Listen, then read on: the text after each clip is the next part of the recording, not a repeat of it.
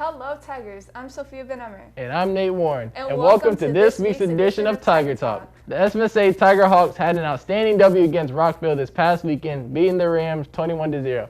Catch them at their first home game tonight against Ellington. Can't wait to see the next game, and good luck to the football team tonight.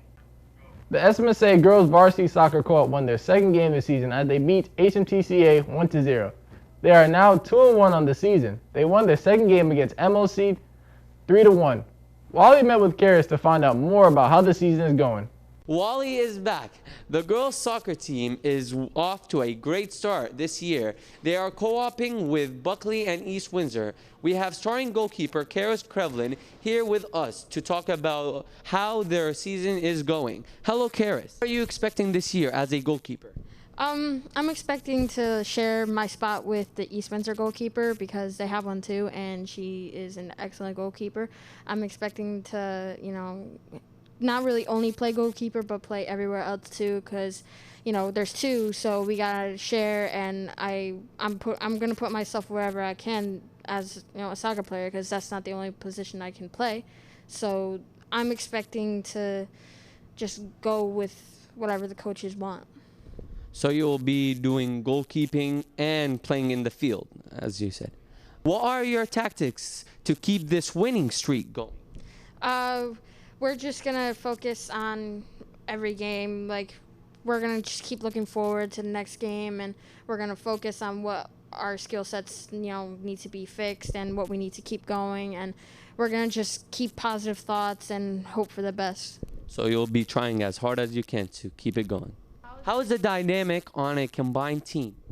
Basically, they'll start the East Windsor girls because, their skill sets are what we need for the start of the game, and towards the end of the game, they will sub some SMSA girls because, they're a part of the team. They're going to sub them in. They're going to give them time too, and we just go with that because that's what the coaches think is best for the team, so that's what we're going to do. So the main players would be like the Windsor girls, and you guys will get subbed in. Thank you, Karis, and back to you. We are excited to see the girls team get off to a good start. Their next game is tonight at East Granby at 3:45. Senior this year is our starting Capstone project. Here's a special shout out to Abid's Instagram page at SMSA_2022, where he will be updating students about senior events. Here's Abid with more info. Hi, I'm Alex Matos.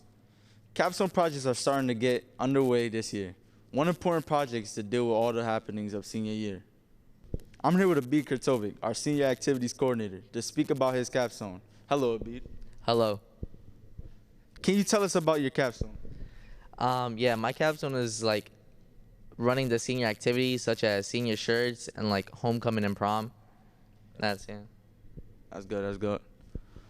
Do you have any important events or activities coming up? Yeah, I do. As I said before, doing prom and homecoming, and something important that I want to do that we haven't done in 2 to 3 years, I think, is a senior trip. We're planning on going to New York, but that's subject to change, and yeah, that's basically it. Thank you, Abid. Thank you, Abid, for telling us more about your capstone. Next up, we have Justin Thomas, who sat down with Jason Stolars to speak about his experience watching his younger brother play in the Little Leagues World Series. What is up, Tigers? Hope you're doing well today. The talk of the summer was the Little Leagues World Series. The last time Connecticut made an appearance was 2017. We're here talking with SMSA's junior Jason Stolars. His brother Sean Stolars was a member of the Manchester team who played in the World Series for Connecticut. How does it feel to have someone in the Little Leagues World Series? Well, it was a very surreal experience. You look at that field, and honestly, you're looking at a field that multiple MLB pros and NFL pros have played on. Aaron Rodgers played on there. Clint Frazier played on there. Todd Frazier, my fault. Todd Frazier played on there. His nephew was on the New Jersey team, which is the team that knocked us out. But it was just a really big field. It was a field of dreams, basically, but not the actual field of dreams. It was, like I said, surreal. It was just an amazing experience. Yeah, I wish I could have been there. It seemed like an amazing experience when I was watching you guys play. Well, not watching you, but yeah. I know during the TV when it was going out. Okay. What was it like watching the Little Leagues World Series in person? Well, first of all, because of COVID, the stands were really weird. they let us sit next to each other, but not really, if you know what I'm saying. Of course, it was basically just cheering on as it was at states, as it was at districts, just on a way wider level. And I even went, and because I had a pass, I had a thing, I could go to the other games during it. I just had to stand, not in the stands, not in the seats. So I got to watch the other games on the hill, slid down on some cardboard ones. It was just a fun time to be there in person. It was, like I said, a carnival-like experience. Yeah, that's all. Yeah, I heard it was terrible during the COVID season. Like, you couldn't really see your brother like that. He had to like sneak away to see you guys. Can you talk about more about that? Yeah. So, with COVID regulations, we weren't really allowed to see Sean until the end of the Little League World Series, because if he got COVID, right, and he tested positive, and another player on the team tested positive, the whole team was sent home. There no doubts about it.